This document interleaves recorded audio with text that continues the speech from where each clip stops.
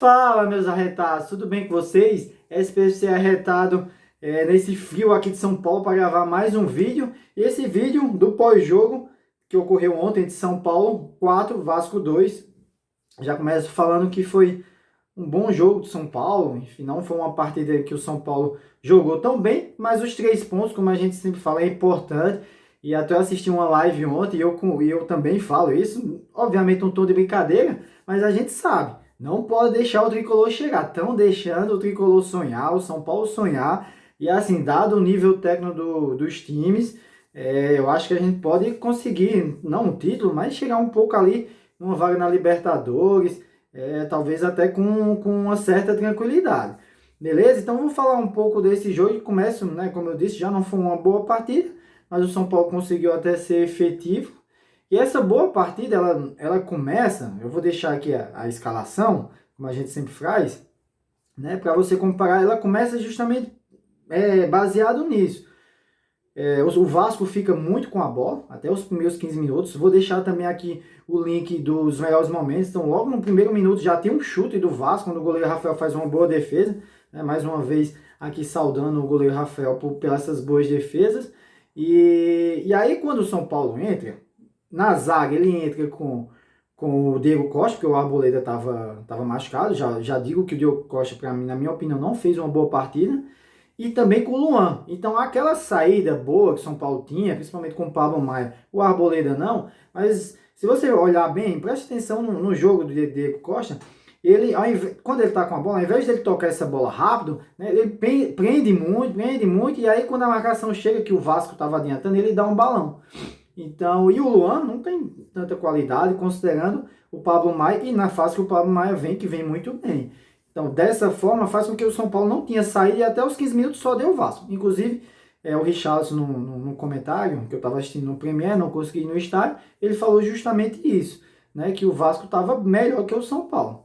Porém, depois desses 15 minutos, esse ataque do São Paulo, que eu já falei, que em termos de qualidade, né, consegue, em termos ofensivos, consegue entregar muito ao São Paulo, que é Marcos Paulo, Caleri e Luciano.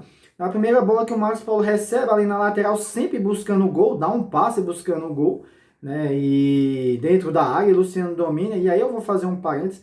É incrível como a zaga, os sistemas defensivos hoje tem medo, né? A bola tá dentro da área, tá todo mundo com medo, porque pode pegar numa mão, o cara pode fazer uma falta e aí chamar o VAR. Antigamente a gente tinha Júnior Baiano e Clebão, o cara chegava na área, eles já estavam em cima, já estavam quase derrubando o cara. Então hoje tem essa preocupação.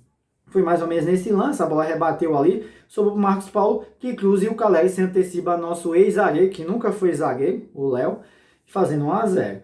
Então é aquilo que eu falo, que eu acho que isso é o grande mérito do time do Dorival. É forte defensivamente, está conseguindo botar uma consistência boa defensivamente e quando tem uma oportunidade está fazendo os gols. E aí o jogo se desenrola com o São Paulo com 1-0, mesma tônica. O Vasco, a única criação do Vasco é ir para a linha de fundo e cruzar a bola. Cruzar a bola, tentando encontrar Pedro Raul, tentando aproveitar os jogadores de menos estaturas, principalmente nos escanteios. Se você vai olhar, teve uma hora que eu vi ali o Luan marcando o atacante Pedro Raul, né? Porque você tem Luan que não é tão alto, você tem Nestor que não é tão alto, você tem Rafinha que não é tão alto, então o Vasco se aproveitou muito disso.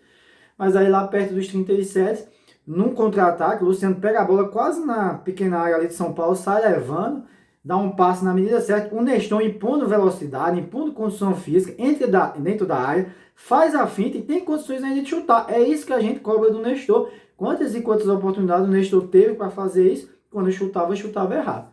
E aí dessa vez chuta e faz um golaço. Até se emociona ali o Nestor.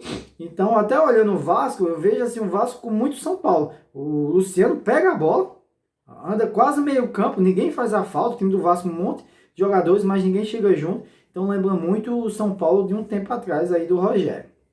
E acaba o jogo, tá aí 2-0, São Paulo tá tranquilo, numa falha na zaga, né? O Vasco cruzando a bola mais uma vez. Se você olhar no gol do Vasco, que ainda ocorre no primeiro tempo, dentro da área tem uns 7 jogadores de São Paulo, e tem uns 3 marcando o próprio jogador que cabeceou, só que ele sobe mais alto, né? Um erro ali até de marcação do sistema defensivo, e faz 2-1.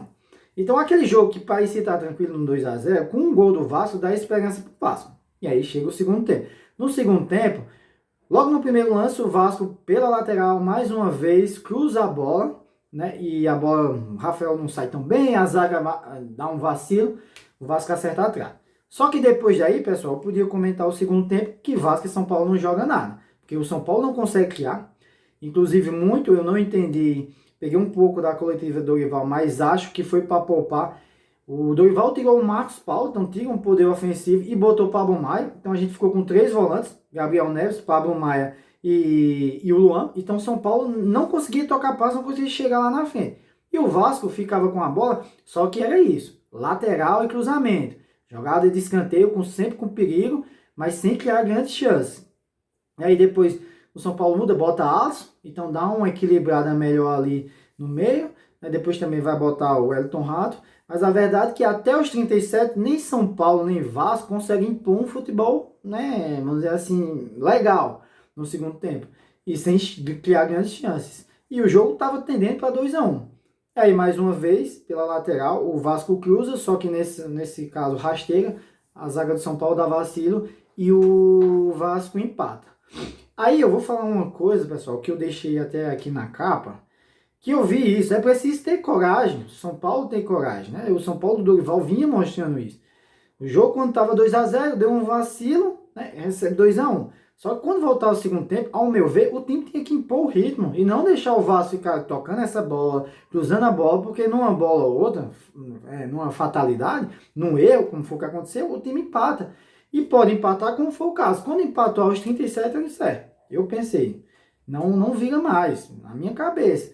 Porque, enfim, estava quase acabando o jogo. Só que o São Paulo bota a bola no chão, isso é um mérito também desse time, e vai para cima. Porque é isso que eu disse, tem que ter coragem. Você está jogando em casa, mais 50 mil, quase 60 mil pessoas.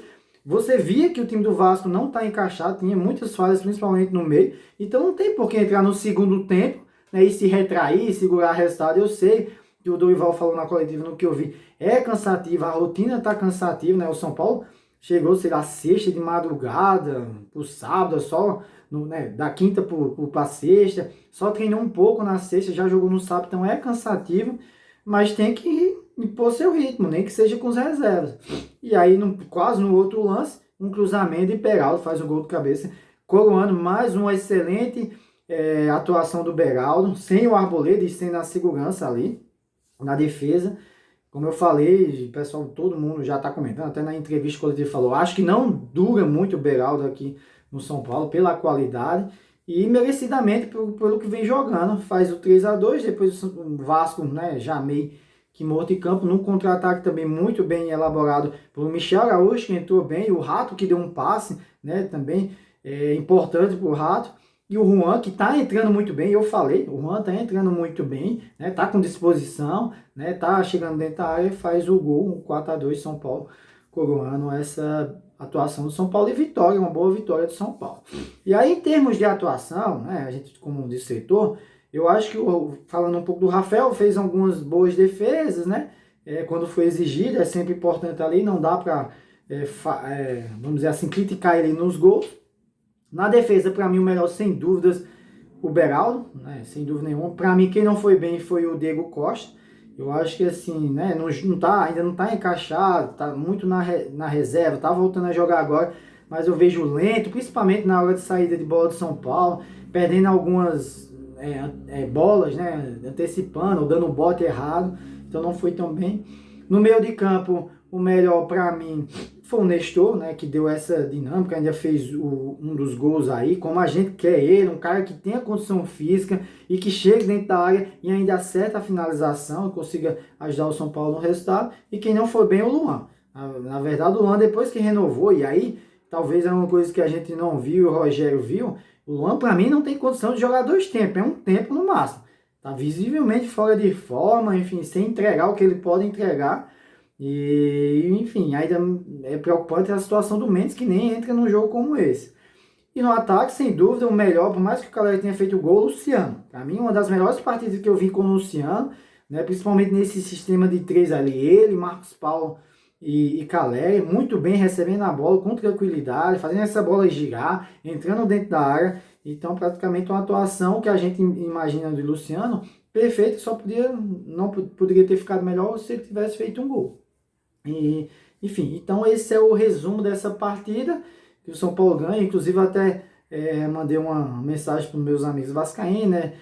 Falando, e o Rei gostou do show do Tricolor, mas a verdade é que o São Paulo sofreu mais que devia, e assim, não vou dizer que teve sorte, mas nessa, vamos dizer assim, avaliação, o time do São Paulo errou menos que o Vasco. O time do São Paulo está mais encaixado que o Vasco tem muito a evoluir, e por isso que o São Paulo ainda conseguiu essa vitória no final do jogo, beleza? Então é isso que a gente tinha para falar sobre esse vídeo, né, desse pós-jogo. Se você gostou, curte aí, né, compartilha com os amigos, o pessoal tá chegando no canal, também vai lá no TikTok, se você tem alguém que prefere o TikTok do que aqui, quem sabe ele pode vir para cá, bem? Então um abraço e um ótimo domingo para vocês, arretados.